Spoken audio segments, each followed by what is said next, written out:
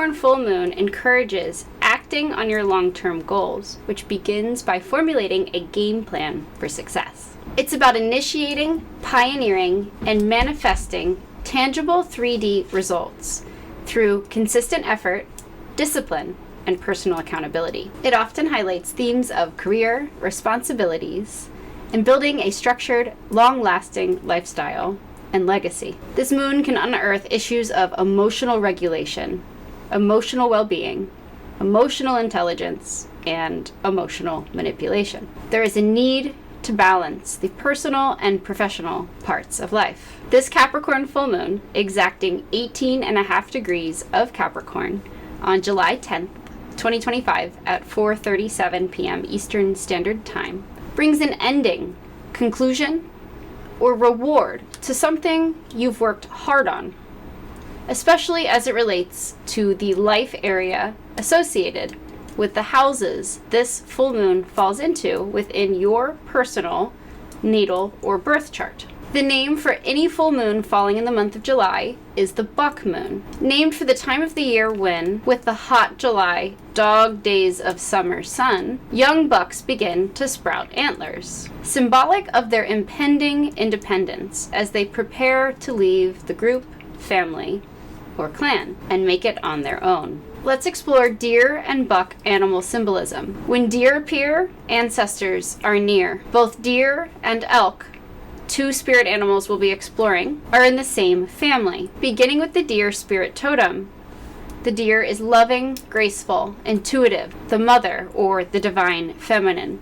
It represents the nurturing, feminine aspects of earth energy, providing love and care through life's challenges. This energy is especially potent in brand new parents. The time of the full buck moon calls for absolute compassion, grace, and gentleness with others, and especially with the self. Remember that we have a weakened full moon when it's in the sign of Capricorn, answering to Saturn, not known for being in touch with its emotions. Saturn is debilitated in the sign of Aries, and it's happening at 18 degrees. A Virgo degree, where the moon is hypersensitive to criticism and may not have been shown unconditional love. When balanced, it's compassionate, receptive, and nurturing. When it's out of balance and in its shadow expression, it's overly protective or worried. Think helicopter parent. To rebalance, spend time in nature and around children. The Elk Spirit Totem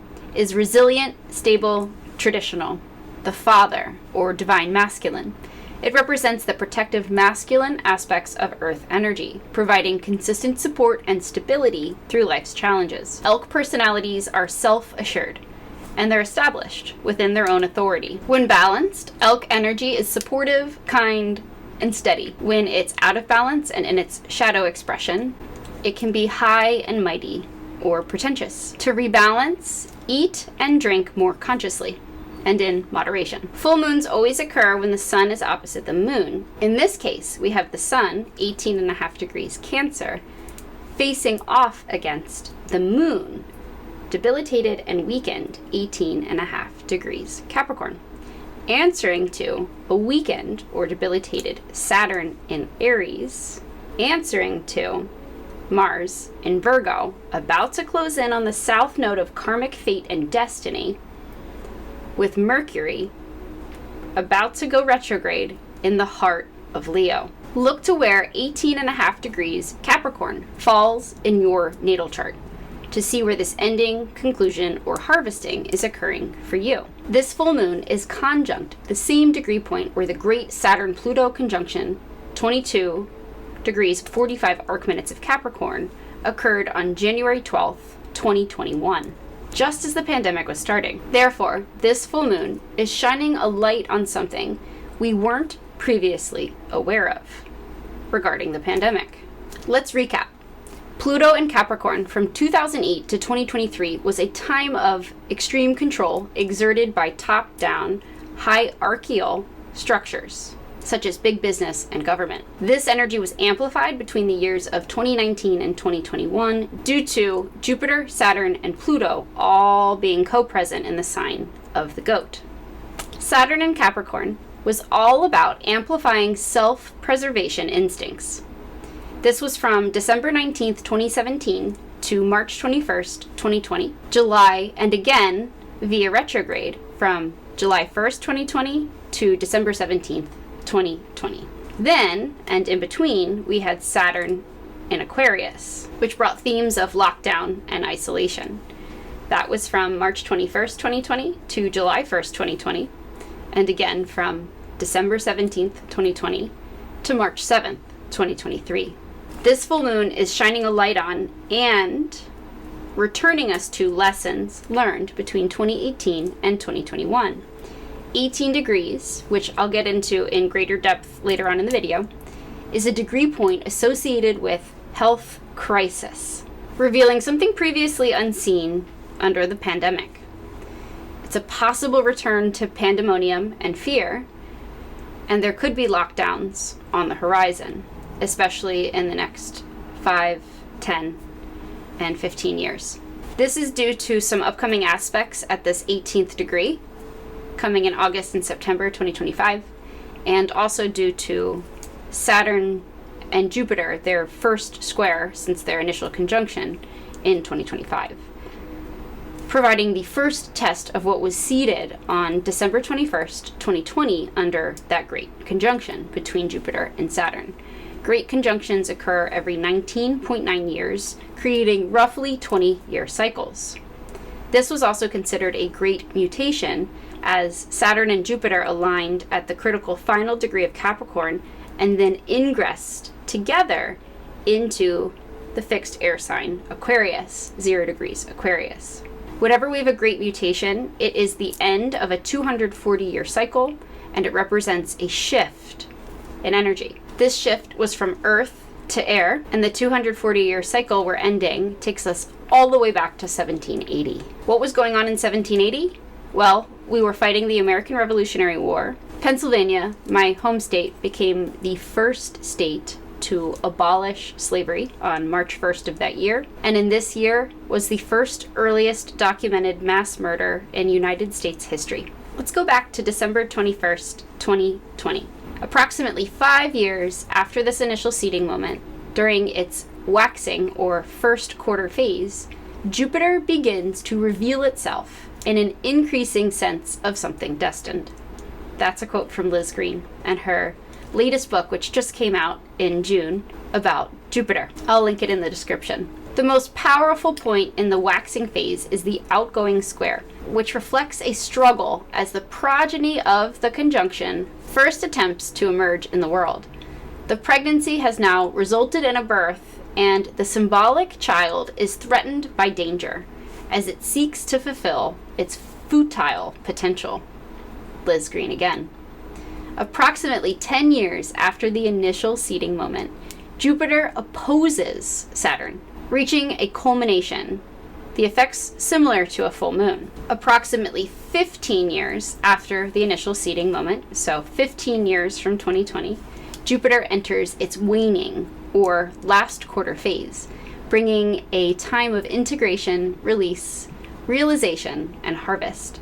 The incoming square between Jupiter and Saturn is the most powerful stage of this cycle, bringing a struggle to adjust, accept, and integrate what we've learned the prior or past 15 years. The last period of the waning phase, known in the lunation cycle as balsamic, leads to the end of the cycle and the next conjunction. Just like we see with the balsamic moon and the new moon, the close of one cycle forms the beginning of the next one, like the alchemical Ouroboros eating its own tail.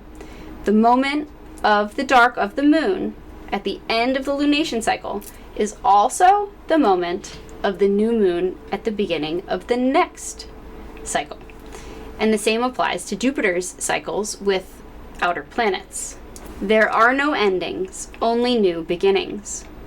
Jupiter is pulling out of its long-term square to Saturn, that first initial 5-year testing point, and we're forced to evaluate outdated beliefs as we're grappled with the old versus the new Saturn. There is a push-pull seesaw dynamic between external authority and internal self-sovereignty. What's your relationship with authority? How do you view external authority? How do you view big centralized government? Do you trust them to take care of you in exchange for, say, your right to privacy and your personal liberties? 0 degrees Aries brings a strong theme of circumstances driving people toward asserting greater sovereignty. 0 degrees Aries is where Saturn and Neptune will officially align in February 2026. This is about reclaiming your personal power after having previously given it away, whether that's in the workplace or in your relationship. You are your own authority. Trust your intuition. Whenever the moon is in Capricorn, we can all end up feeling uncomfortably serious and prone to overworking. The emotional things we're processing around the time of this full moon are focused on our careers, public reputation, personal accountability, attaining greater work-life balance, and on having a strong work ethic. The tone for this full moon is inherently more serious and somber. Saturn in Aries answers to Mars in Virgo, so we'll need to follow that energy trail. Mars is 13 degrees Virgo, a karmic degree, closing in on and about to conjoin with the south node of karmic fate and destiny, relating to karma accrued through past actions. The alignment represents releasing and purging of shadow Virgo traits, including perfectionism, overgiving or over-functioning to earn approval, especially in the workplace, outperforming or outworking your peers as if it's some sort of a competition, and sensitivity to criticism, to name a few examples. Mars and the south node of karmic fate and destiny align July 20th and 21st. This is bringing up issues from the past around health, routine, and day-to-day mundane responsibilities, especially ones we have put off or avoided. Mars in Virgo wants to get the practical, day-to-day things just right. Think Goldilocks. And the co-presence of the two in the sign of the Virgin Maiden instills a strong internal compulsion and focus on self-improvement, health, routines, and service to others. All Virgo areas. Strong Virgo placements are common in individuals with OCD, obsessive compulsive disorder. I actually live with a mild form of OCD, and I have my 12th house ruled by Virgo, and Saturn, 18 degrees Capricorn, on my IC. These patterns of perfectionism are deeply ingrained, or were deeply ingrained in me until I, through consciousness, healed them and learned to find balance. They have been present in my family and passed down through our maternal lineage, that is the 4th house in the IC, in how our mothers reared our children through generations. Saturn in the 4th house, where mine is located, is the karmic chain breaker for the family, empowering me to create a new legacy in which my children are reared differently. Mars in the south node in Virgo is a 6-week period of releasing self-sabotaging, escapist, avoidant, and even addictive tendencies, especially as they relate to action, motivation, assertion, and desire. Mars and the south node conjoining triggers collective karmic fated events. Previous Mars south node conjunctions in history have coincided with periods of global or national crisis. Virgo ruled places should be especially on alert. Mars and south node conjunctions were present in the sky during the pandemic and during the 9/11 attack, to name a few examples. Virgo has high expectations, and as such, there's a strong need to release patterns of overthinking leading to analysis paralysis, getting tangled or lost in the weeds of the details, often at the expense of the big picture. Self-critical dialogue, when unconscious, that can be projected onto those around us, which can be damaging, and tendencies to strive for unrealistically high standards and expectations that aren't attainable. You may be reconnecting with a past life soulmate, romantic or platonic, with dominant Virgo and Leo energy. Mars and south node in Virgo and Mercury about to retrograde through the heart of the lion on July 18th. We're finding healthier ways of asserting ourselves, cultivating greater self-compassion, setting more realistic and attainable goals, and cutting out what no longer serves or has become emotionally draining. You may be coming into the realization that you cannot or do not want to continue on with something, a relationship, a project, an idea, a job, a career, a work environment. I'm cutting my losses here. This makes me think of the Wheel of Fortune tarot card in reverse, being dealt a bad hand or a bad opportunity with circumstances that are beyond your control to change. You're letting go of something or releasing a work environment that has become toxic. Maybe it's nitpicky, hypercritical, verbally abusive, or lacking collaboration. Perhaps this is teaching you how to detach from the workplace, as is something I am working on. I am someone with a Capricorn stellium. I have Saturn in rulership in Capricorn, and I pride myself on my work ethic. But without strong boundaries, I can end up with what's called human mule syndrome, put in a position where you are working harder than your peers because they see that they can step back and relax or be lazy because you are going to do all the work for them anyway. Remember, everything is energy, and energy never lies. 18.5 degrees of Cancer falls within the second decan or middle 10 degrees of Cancer, which is ruled by the moon and sub-ruled by Pluto, per traditional decans. This energy is associated with the Three of Cups tarot card, a celebration, rewards for past efforts, collaboration, and connecting with like-minded peers. But remember that 3 is a crowd. You may be positioned to apply those Virgo skills of discernment as you choose between two options, whether that's in love or career. 18.5 degrees Capricorn falls within the second decan or middle 10 degrees of Capricorn, which is ruled by the moon and sub-ruled by Venus, per traditional decans. This energy is associated with the Three of Pentacles tarot card. We are on the journey toward greater collaboration, even if it may not be apparent at this time. The sun is 18.5 degrees Cancer, co-present and spotlighting in exalted Jupiter, now 7 degrees Cancer, which is expanding Cancerian energy for the collective until June 2026. You can look forward to greater compassion and empathy. Now, there are a couple important aspects involving Saturn and Neptune, since they're in conjunction, that we'll explore. Saturn and Neptune sextiling Pluto in Aquarius, and Saturn and Neptune sextiling Uranus in Gemini. Saturn and Neptune on the Pisces-Aries cusp from 2025 to 2026 brings a compulsion toward greater personal accountability, self-sufficiency, independence, maturity, entrepreneurship, and greater personal restraint with one's actions. But first, those skills will be tested so that we can prove their mastery.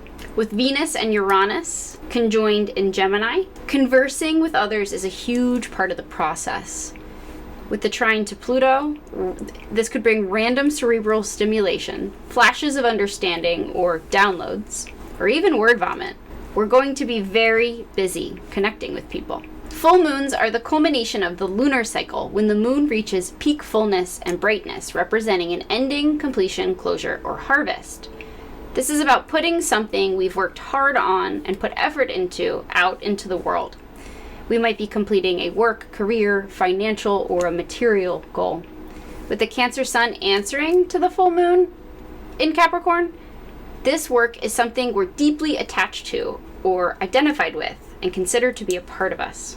With Neptune recently stationing retrograde and Mercury about to, this closure may be coming in from the past. Let's rewind back to the new moon in Capricorn 2024. The new moon in Capricorn 2024 is special because we had not one, but 2 of them. Both the first and final new moons of 2024 fell in the sign of Capricorn. This happened because we had 13 new moons instead of 12. The first Capricorn new moon fell on January 11th, 2024, 20 degrees, 44 arc minutes Capricorn. The second new moon in Capricorn fell on December 30th, 2024, 9 degrees 43 arc minutes of Capricorn. This second new moon in Capricorn was especially special because it was also the second new moon to fall in the calendar month of December 2024, meaning that we began December 2024 and ended December 2024 with new moons. This rare double new moon is considered a black moon, and it occurs about as often as a blue moon and is just as symbolic and special. Those occur roughly every 29 months. The black moon is associated with spiritual and cultural significance, often linked to greater introspection, new beginnings, and the release of old, outdated patterns. It was also the last new moon to fall in the sign of Capricorn until 2026, making it a potent opportunity to harness its energy. In the sign of Capricorn, a cardinal earth sign known for its ambition, discipline, and practicality.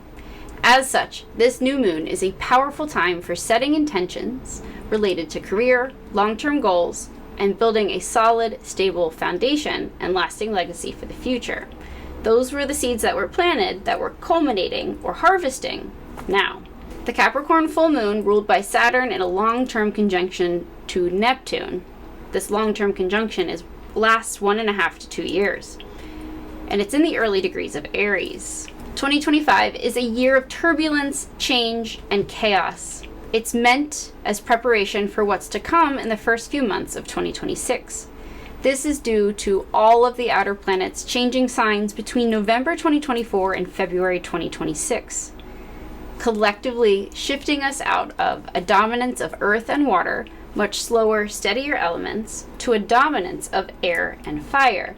And if you think about air and fire, they're much faster, more dynamic elements, and air fuels fire. This serves to juxtapose the old world that's collapsing with the new world we're building. Pluto first ingressed into Aquarius back in March 2023, initiating a 2-year process of shifting out of the old traditional Capricornian corrupt capitalist society in favor of a much more equitable, humanitarian, and innovative way of being, which will unfold slowly over the next 20 years. This next industrial revolution is about to pop off with the long-term trine formed between Uranus and Gemini and Pluto and Aquarius, and Saturn and Neptune aligned along the Aries-Pisces cusp. Pluto intensifies the energy wherever it's placed, and it triggers a crisis that forces our evolution. So this will bring a crisis related to science and technology, information, personal data, security, aviation, and artificial intelligence, to name a few examples. Anything that positions humans in a role that threatens their hubris. In other words, any position in society that puts man in a position where they are playing God, such as surgeons, anesthesiologists, maybe even pilots, may be called under karmic review. Pluto began making forward progress in the early degrees of Aquarius in November 2024. Pluto retrograde began on May 4th. Uranus left Taurus for Gemini on July 7th, concluding a 7-year cycle that began in May 2018. Neptune left Pisces for Aries, concluding a 14-year cycle that began in spring 2011. Neptune already began its retrograde on July 5th and will return to Pisces on October 22nd. Neptune returns to Aries February 2026 and aligns with Saturn 0 degrees of Aries, delivering karma to the collective in the form of great fires, extreme flooding events, political upheaval, ASSINATIONS, war, and possible suppression of indelible human rights. We're building up to the energy of this alignment, and the universe is delivering clues as to what you can expect. Your current environment, home, work, etc., may mirror this suppression of indelible human rights. For example, I have not been on YouTube for a little bit as I was recruited out of my position at Stretch Zone into another position where I am working for a plastic surgeon.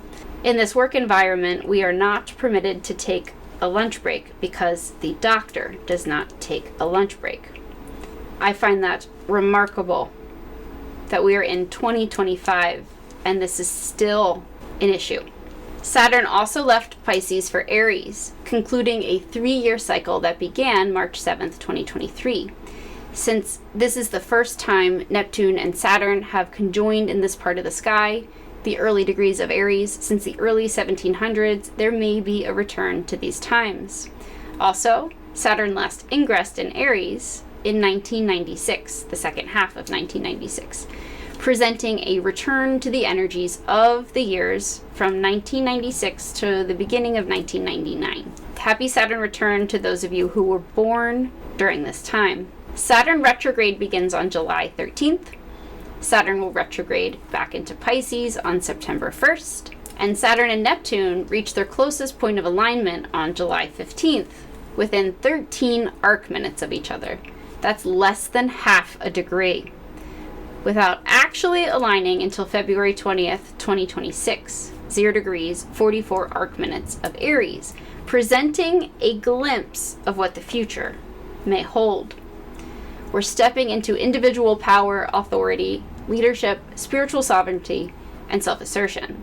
0 degrees Aries is considered a critical degree that activates the cardinal axis, so this is sure to play out on the world stage.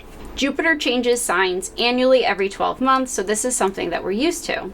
And there you have a summary of how all of the outer planets will change or have changed from November 2024 to February 2026, and why these years seem so dramatic and extreme.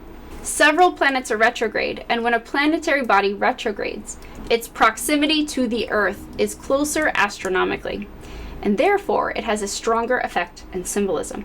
The same may be true for those of you watching who were born while planets were retrograde, although their effects may be felt more internally. Pluto has been retrograde since May 4th.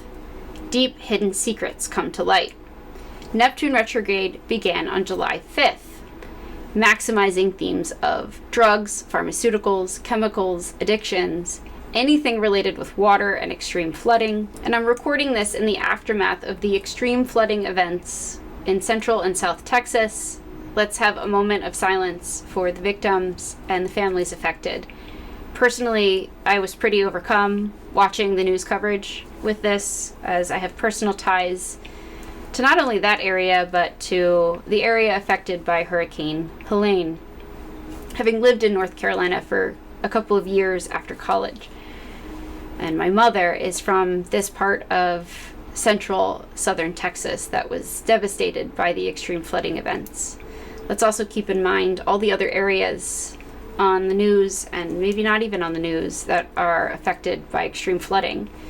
Today, New Mexico, West Virginia, and I'm sure other places. Saturn retrograde begins on July 13th, relating to government and political figures, CEOs and other executives, institutions, corporations, and anything that operates from a system of top-down or hierarchical control.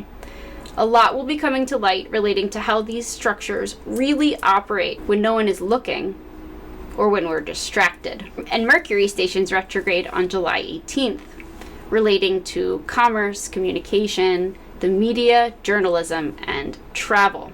In Leo, there's an emphasis on rulers, CEOs, royalty, celebrities, influencers, anyone in the spotlight who inspires others, and people with prominent Leo placements. There are major changes coming to leadership on the horizon, and there may be political ASSINATIONS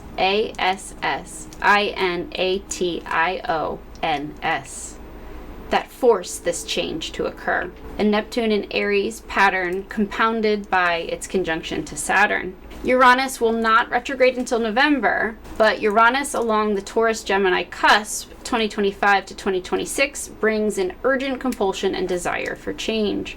This pattern was also present in the sky in 1941 when Japan attacked Pearl Harbor, essentially forcing the US's hand in World War II. This happened after Uranus had already ingressed into Gemini and retrograded back into Taurus. Uranus was 27 degrees Taurus retrograde on December 7th, 1941. Those with placements around 29 degrees of the fixed signs, Taurus, Leo, Scorpio, and Aquarius, may be feeling especially and uncharacteristically restless. And this energy is meant to instill an urgent drive for change. Uranus in Taurus has been related to seismic activity, geological events, including earthquakes, volcanic eruptions, tsunamis, tidal waves, cyclones, devastating hurricanes, extreme flooding events, wildfire, and shakeups to personal values, resources like gold, oil, gasoline, coal, money, the stock market, the overall economy, and especially immovable assets like houses, the real estate market, and the rental market.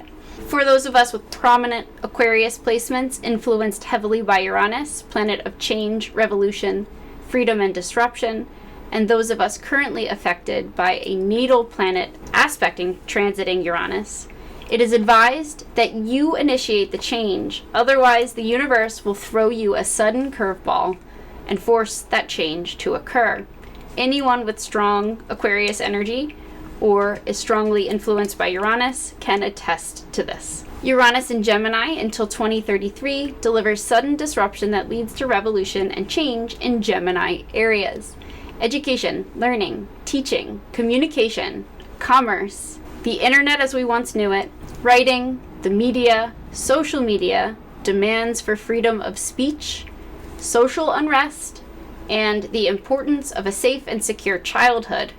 These themes will all unfold over the next 8 years. Uranus in Gemini in history. Uranus's transit through the zodiac sign Gemini occurs roughly 84 years. The last 2 times Uranus was in Gemini coincided with major wars. The United States Civil War from 1861 to 1865 and World War II from 1941 to 1945. Uranus will be in Gemini again from April 25th, 2026 until May 2033. 1774 to 1782. This period includes the American Revolutionary War, which was from 1775 to 1783, and the founding of the United States of America. 1859 to 1866. This period encompasses the American Civil War, which was from 1861 to 1865, and 1941 to 1949. This period includes the U.S. involvement in World War II, 1941 to 1945. On June 8, 1949, George Orwell published 1984 in the final 2 days of Uranus's last visit to Gemini, bringing up themes from the famous dystopian novel. Orwell wrote 1984 as a warning of the dangers of people allowing their governments to obtain too much power, after witnessing what happened to the people in Nazi Germany. 1984 also illustrates the capacity and tendency of governments to manipulate facts, to alter reality, and control the narrative. In this futuristic, dystopian society, the people are constantly monitored by the government using modern technology, which essentially prevents anyone from ever rising up to rebel against their absolute control. I'm getting echoes of fascism. Reflected in societies today, like modern China, Iran, and Russia, to name but a few examples. The upcoming transit of Uranus in Gemini from 2026 to 2033 is anticipated to bring significant changes and potential social and political shifts. When Pluto and Uranus last aligned from 1965 to 1966, a significant astrological event that occurs approximately once every 125 years, this relatively rare planetary alignment is associated with major social, cultural, and political shifts marked by intense energy, prompting individuals to confront and transform deeply ingrained patterns and beliefs. This 1960s conjunction in Virgo is linked to the civil rights movement, the sexual revolution, and the rise of counterculture.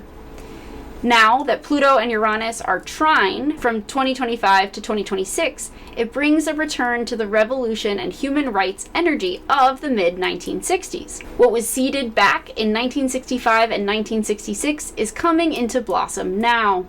We may be feeling more future focused in these areas and wanting more flexibility or adaptability with them. You may be integrating technology and AI, especially in the workplace. And it instills a strong desire, urge, or compulsion at the level of the soul to break up anything that has become stagnant, stale, boring, overly receptive, or complacent or comfortable. Anticipate unexpected solutions through technological advancements in the life area ruled by the house where you have Gemini in your natal chart. Uranus in Gemini can also bring the hands, wrists, and lungs into focus over the next 8 years, especially while Mars is in Virgo. Watch out for injuries to the hands, fingers, and wrists. And I just rubbed my wrist because I'm nursing a wrist injury right now. I've inflamed a tendon and I don't know what's wrong with it, but it's very much aligned with the astrology.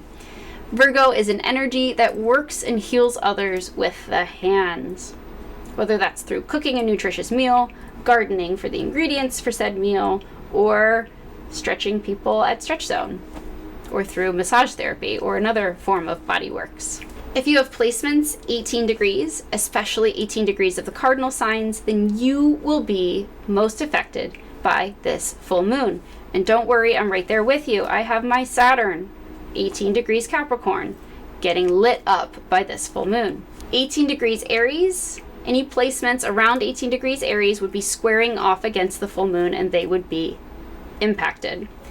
18 degrees Cancer, conjoining the sun, opposing the moon in Capricorn. The co-presence of the vertex point of fate and Jupiter expands the energy all the way into the early degrees of Cancer.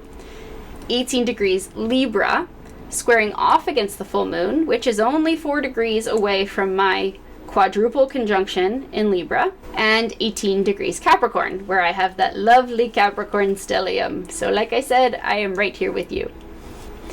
Conjoining the full moon, opposing the sun in Cancer. Let's dive into the degree theory for 18 degrees.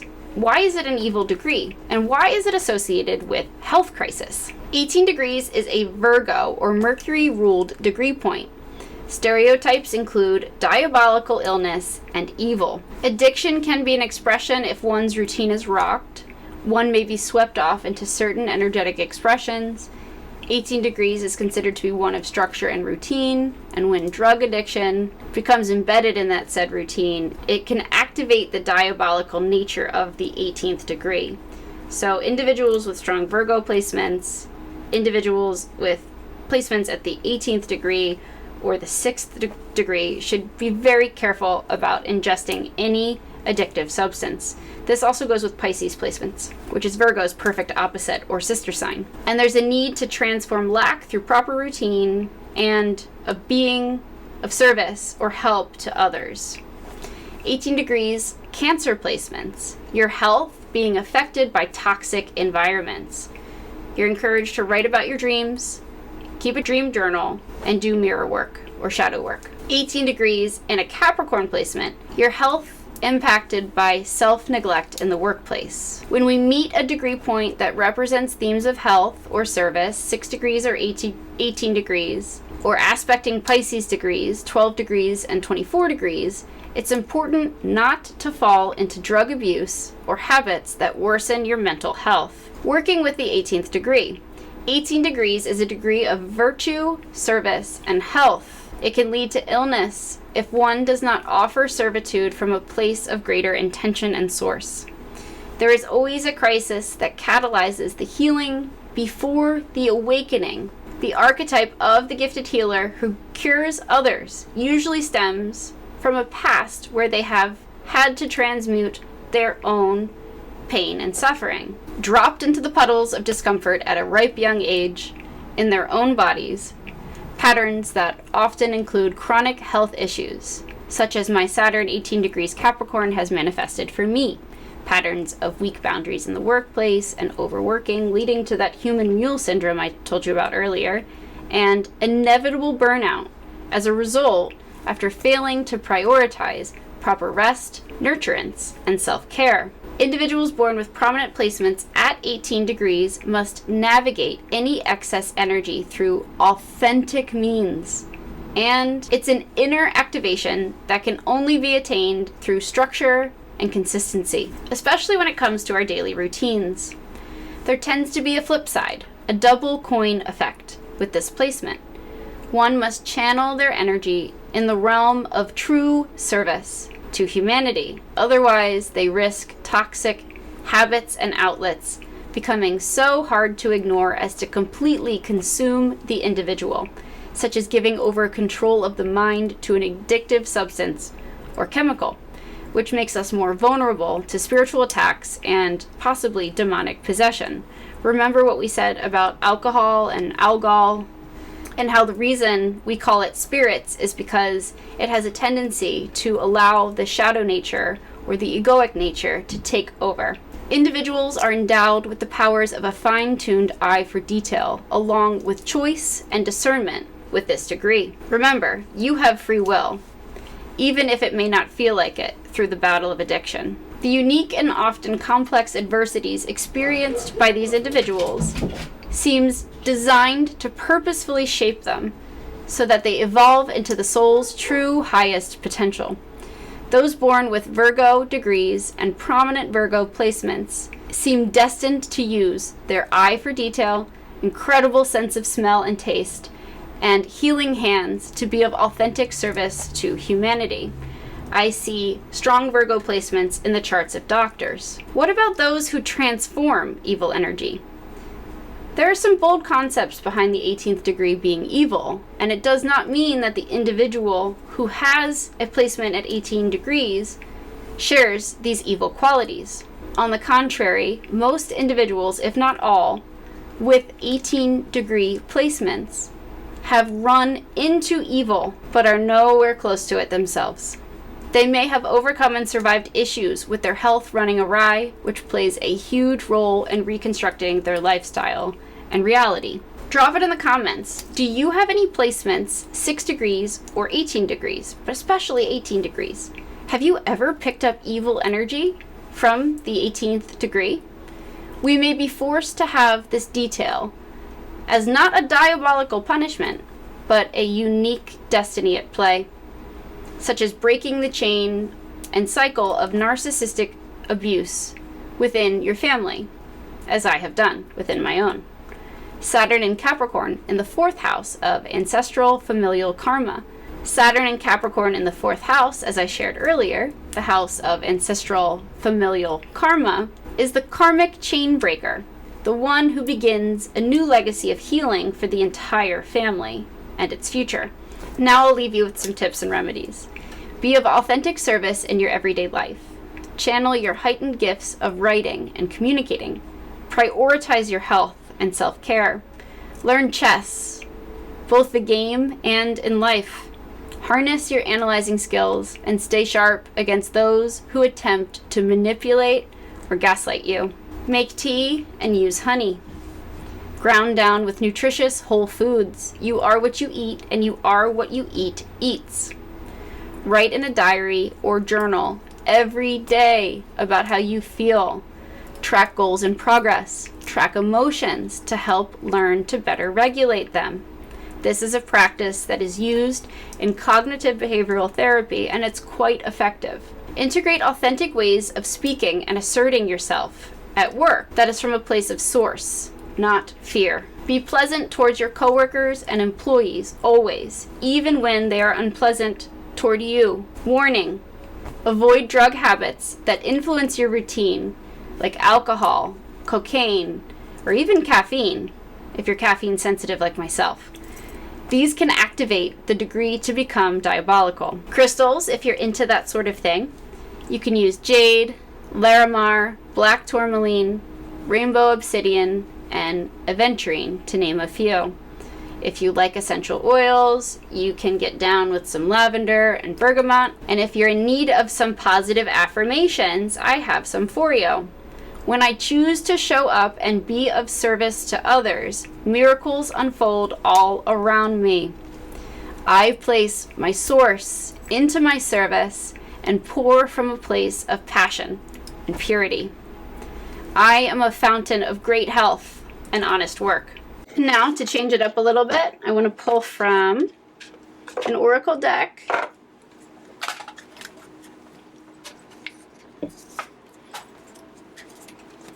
And the Light Seers Tarot deck.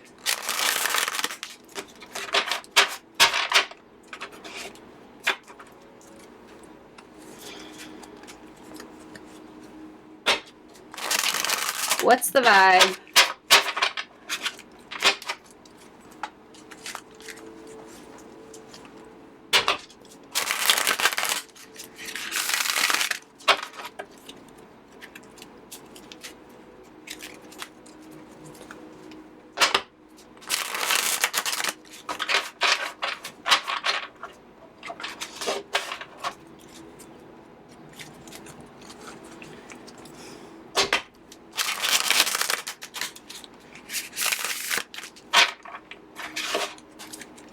Here it is. The vibe is waves, emotions, worry, and fear.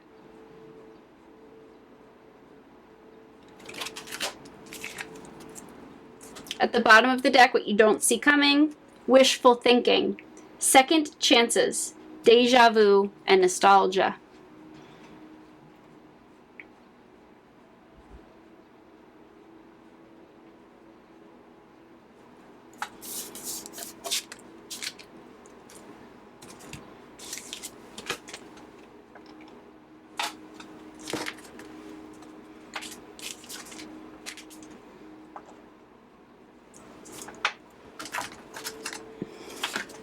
Now the Light Seers Tarot deck.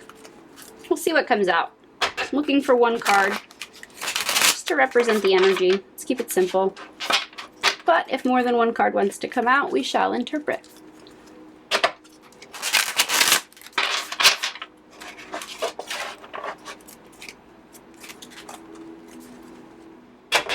I just peeped the Strength card for those of you who are in need of strength right now.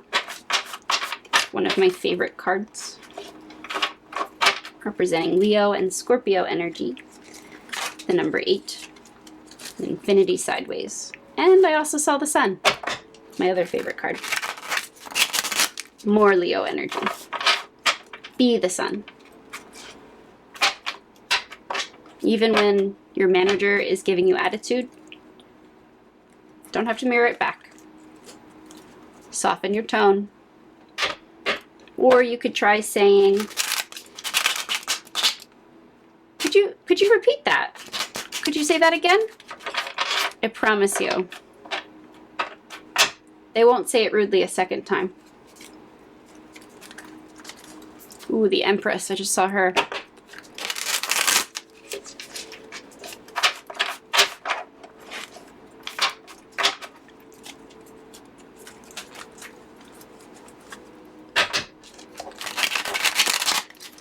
And one more shuffle.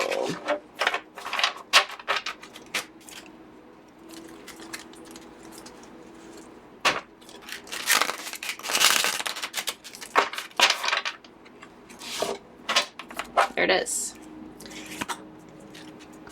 The Knight of Wands.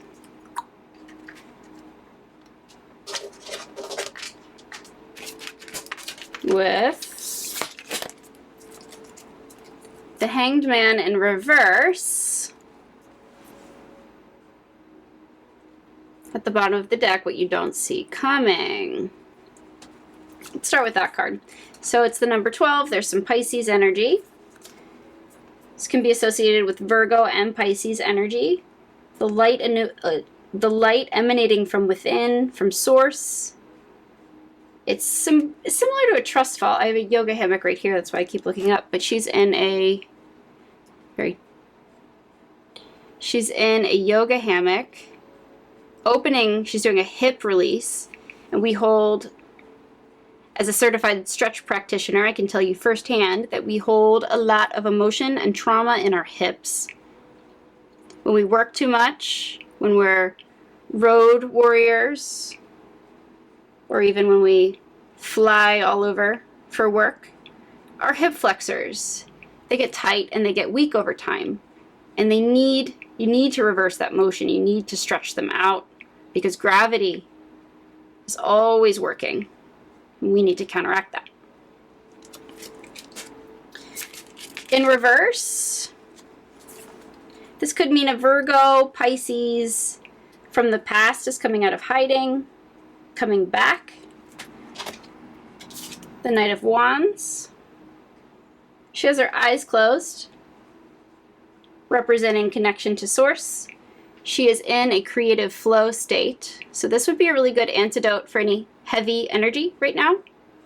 Just to make sure you make time for fun. Get lost in that creative flow state and see what you create. This is one of the best ways to transmute This is one of the best ways to transmute heavy energy. You'll notice in music, many musicians will sing about their pain, and it's through the process of writing, singing, creating that they transmute that pain into power, and they spread that healing unto others. Good luck with the full moon in Capricorn. Let me know how it's affecting you, and it's so good to be back and to see you again. Thank you for watching. If you're still with me, you're a real one. Drop your current most used emoji in the comments. If you took anything away from this video, we ask that you like, comment, share the content, and subscribe. If you enjoyed this video, we know that you'll enjoy the full playlist and this additional video. Thank you so much. Love you, and see you soon.